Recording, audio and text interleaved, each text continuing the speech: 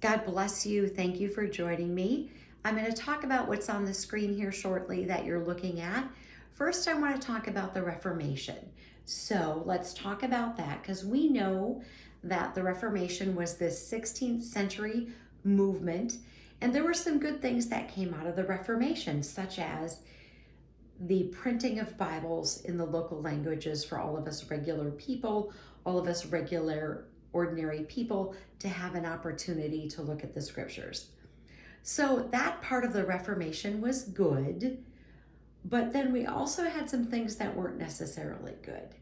And so there were some new Bibles that were printed, which would, of course, influence people, but there also were some Bibles that were printed that were based upon what other people perceived, such as a Catholic priest and scholar named Erasmus, who thought that the Vulgate version, the Catholic version of the Bible, was full of errors. So he printed his own. Now, was he right or was he wrong?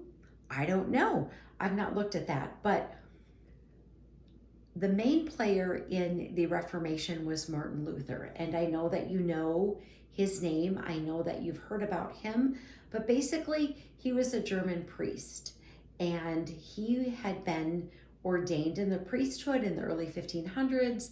And he became sort of the person who would reject some of the teachings of the Catholic Church.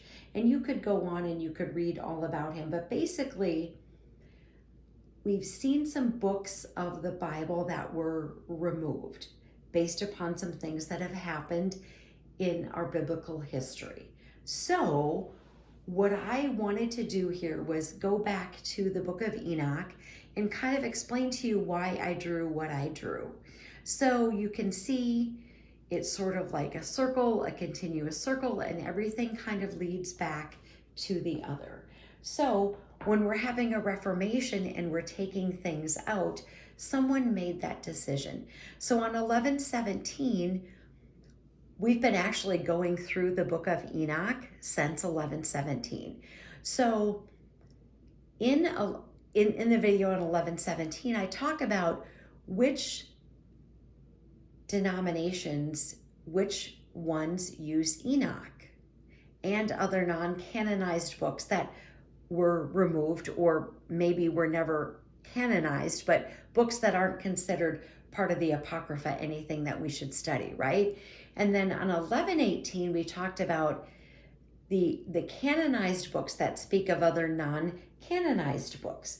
There's a bunch of those, right? And so then on 1222, we talked about the non-canonized books that speak about Enoch. But we know from just these videos that we've been doing that there were lots of other books that were excluded.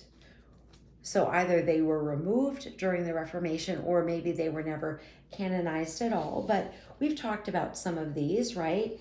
The Book of the Wars, etc.